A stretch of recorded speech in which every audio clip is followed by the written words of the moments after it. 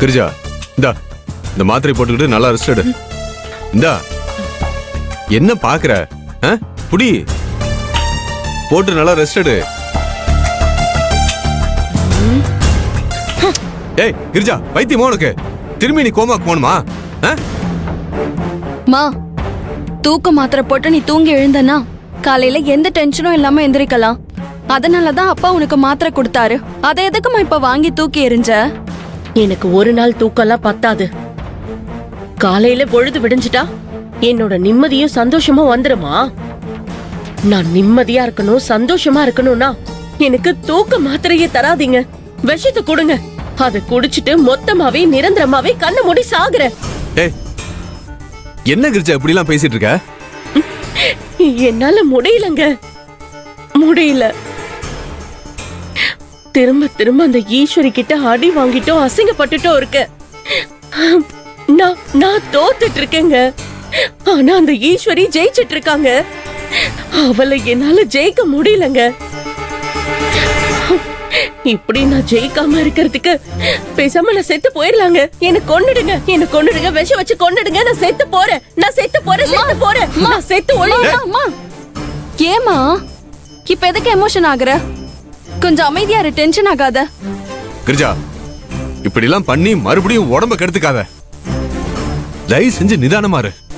இது பார், நமக்கான நேரம் வரும், அவசரப்படாத. இல்லங்க, அந்த நம்பிக்கைலாம் எனக்கு எப்பவோ செத்து போச்சு. நம்பிக்கை போனதுக்கு அப்புறம் நான் மட்டும் எதுக்கு உயிரோட இருக்கணும்? நானும் செத்து போறேன், நான் செத்து போறேன், செத்து போறேன். சொல்றது கேளு.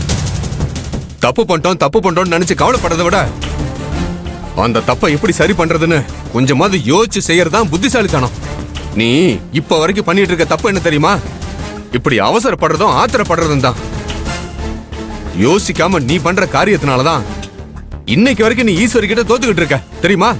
இத பாரு, நீ கொஞ்சம் நிதானமா யோசிச்சு பிளான் பண்ணி பாரு. ஈஸ்வரியோட கதைய சுத்தமா முடிச்சிடலாம். இங்க பாருமா, நீ இப்படி ஓவரா எமோஷன் ஆனா நீ மறுபடியும் கோமா ஸ்டேஜுக்கு போயிடுவியோன்னு எனக்கு ரொம்ப பயமா இருக்கு. மா ப்ளீஸ் என்னோட பயத்தை கொஞ்சம் புரிஞ்சுக்கோமா. எங்களை பொறுத்த வரைக்கும் நாம ஈஸ்வரிய ஜெயிக்கணும். அதே நேரத்துல நீயும் நல்லபடியா இருக்கணும். உன்னோட ஹெல்த்துக்கு எந்த பாதிப்பும் வந்துடக்கூடாதுமா.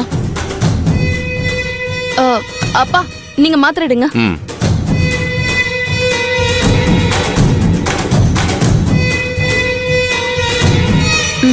போடு. எனக்கு வேண்டாம். வாங்கிக்கோமா. மா இப்ப போட போறியா இல்லையா? இது பாரு, குழந்தை மாதிரி அடமுடிக்காது கிரிஜா. போடு. மாத்திரை போடுங்க.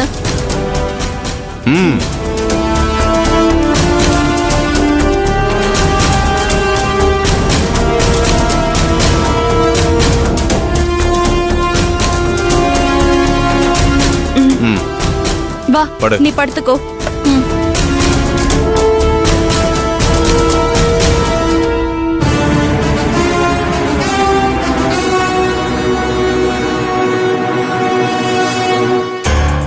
திவ்யா, அம்மா விட்டு எங்கேயும் போயிடாத. அவ கூடவே இரு. நாளைக்கு கேஸ் ஹியரிங் வருது. அதனால வக்கீல பார்த்து சில விஷயங்கள் டிஸ்கஸ் பண்ண வேண்டியது இருக்கு. நான் போய் பார்த்துட்டு வந்துடுறேன். நீ அம்மாவை பத்திரமா பாத்துக்கோ. சரிப்பா, பாத்துக்கோ.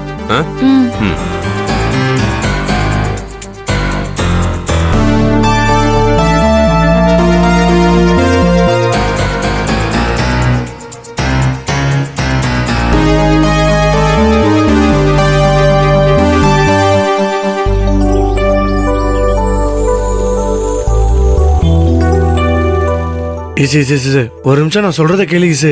ஈசு நான் இவ்வளவு தூரம் சொல்றேன். அம்மா தாயே, இன்னைக்கு கோர்ட்ல நடக்க போறது எல்லாமே எங்களுக்கு சாதகமா நடக்கணும். அதுக்கு நீதான் துணையா இருந்து அருள் புரியணும் தாயே.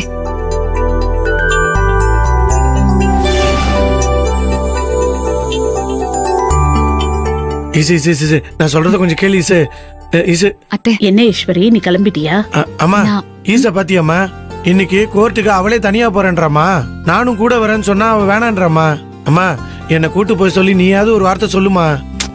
சின்னையா, என் கூட நீங்க கோர்ட்டுக்கு வந்துட்டா வியாபாரத்தை யார் பாத்துப்பா? அதெல்லாம் பாத்துக்கலாம் ஈசு. அதெல்லாம் பாத்துக்கலாம்னா என்ன அர்த்தம்? புரியலையே. இன்னைக்கு வியாபாரத்துக்கு போக வேண்டாம்னு சொல்றீங்களா? ஆ, நான் அப்படி சொல்லல ஈசு. வேற எப்படி சொல்றீங்க? இங்க பாருங்க, நான் சொல்றதை தயவு செஞ்சு கேளுங்க. நீங்க வியாபாரத்துக்கு போங்க, நான் கோர்ட்டுக்கு போறேன். அழகு, அவ சொல்றதும் கரெக்டா தானடா இருக்கு. சொல்றத கேளுடா. நீயும் அவளோட சேர்ந்து கோர்ட்டுக்கு போயிட்டா அதுக்கப்புறம் வியாபாரத்தை யார் பாப்பாங்க? அது ஒண்ணு சாதாரண விஷயம் இல்லல்ல. காய்கறி எல்லாம் அழுகி போயிடாது. இதெல்லாம் புரிஞ்சுக்கிட்டு நீ வியாபாரத்துக்கு போயிட்டு வா, அவ கோர்ட்டுக்கு போயிட்டு வருவா. அதெல்லாம் முடியாதுமா. நானும் ஈஸ்வரியோட கோர்ட்டுக்கு போவேன். ஐயோ சின்னையா, எதுக்கு குழந்தை மாதிரி அடம் பிடிக்கிறீங்க? நீ தான் அடம் பிடிக்கிற ஈசு. அண்ணி, இன்னைக்கு ஒரு நாள் நான் வியாபாரம் பண்ணிட்டு வரேன். பாஸ் உங்க கூட கோர்ட்டுக்கு வரட்டும். ஆ, தீக்குச்சி, அதெல்லாம் சரிப்பட்டு வராது. உன்னால ஒரு ஆளா தனியா வியாபாரம் பண்ண முடியாது. ஈஸ்வரி, அதான் தீக்குச்சி வியாபாரம் பண்றேன்னு சொல்றான்ல. இன்னைக்கு ஒரு நாள் மட்டும் அவன் போய் வியாபாரம் பண்ணிட்டு வரட்டுமே. இல்ல மங்கையம்மா, சின்னையாவும் தீக்குச்சியும் வியாபாரத்துக்கு போட்டும். நான் தனியா கோர்ட்டுக்கு போயிட்டு வந்துடுறேன். என்ன ஈசு, இதான் உன்னோட முடிவா? ஆமா சின்னையா, நான் கிளம்புறேன், எனக்கு லேட் ஆகுது.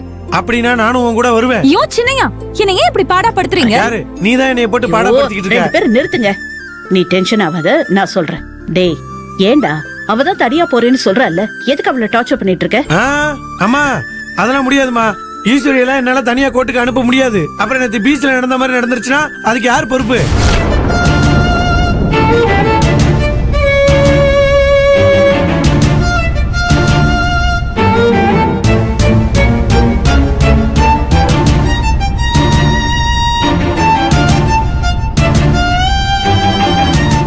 என்ன பீச்ல என்ன நடந்துச்சு? ஆ, அது அங்க குதிரை நடந்துச்சு, மனுஷங்க நடந்தாங்கம்மா. வேற ஒண்ணும் நடக்கலமா. இல்ல மாப்ள, இப்ப ஏதோ சொன்னீங்களே நீங்க. இது மட்டும் நல்லா கேட்கும் உங்க காதுல. இல்ல மங்கையம்மா, அவரு என் கூட கோர்ட்டுக்கு வர்றதுக்காக என்னமோ உளறாரு. இல்ல இல்ல, என்னமோ நடந்திருக்கு. ஒழுங்கா உண்மையை சொல்லுங்க, என்ன நடந்துச்சு? டேய், என்கிட்ட ஏதாவது மறைக்கிறியாடா? பீச்ல என்ன நடந்துச்சு? ஒழுங்கா பதில் சொல்லு. அது அது அது அது அது அது என்ன பாஸ், திருவிழால காணாம போன குழந்தை மாதிரி திரு முழிச்சுன்னு இருக்க? ஆமா, இப்போ நீ கேட்டாங்க திருவிழால காணாம போன புள்ள மாதிரி. ஜெய், சும்மா சொல்லிட்டேன். ஏய், எதுக்குடா அவனை தேடிட்டு இருக்க? நீ இப்ப சொல்ல போறியா இல்லையா?